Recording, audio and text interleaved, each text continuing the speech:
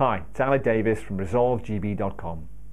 In this video, I'm going to explain how emotions can derail a difficult conversation and share a couple of simple strategies that can help manage these emotions and avoid a train crash of a conversation.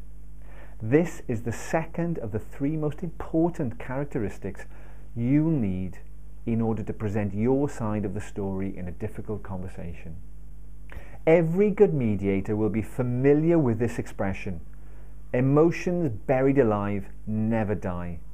Now, my interpretation of this is that unless we acknowledge our emotions, they will continue to fester under the surface and at some point manifest in an unhelpful behavior.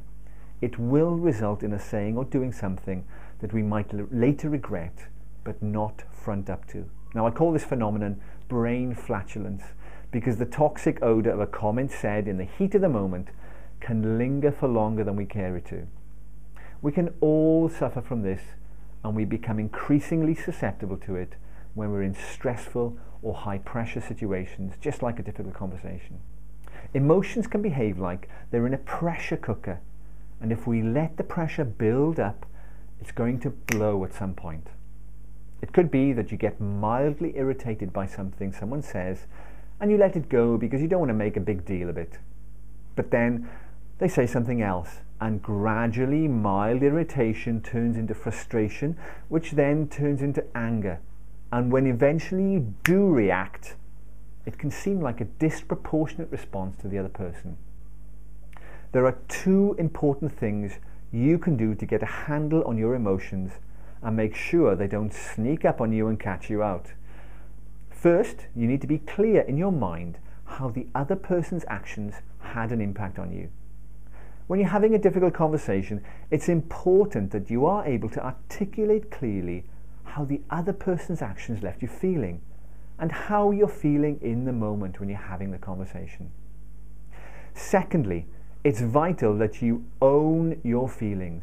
Now, by this I mean, rather than saying something like, "You made me feel upset when you called me an idiot," which attributes some blame to the other person for the way you're feeling. Now, whether that's true or not is irrelevant. What's important is that you position it in a way that can't be disputed or discredited by the other person. You also want to invite the opportunity to create empathic moments between the two of you. Now, this isn't wishy-washy stuff.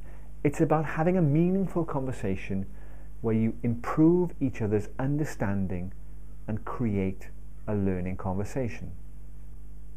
So instead, you might say something like, "When you called me an idiot, I was left feeling really upset by that."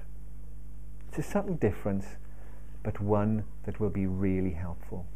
So, reflect on the emotional impact the other person's behavior had on you, and when you're having your conversation, make sure you own your emotions. For more useful tips, tools and strategies, go to www.resolvegb.com.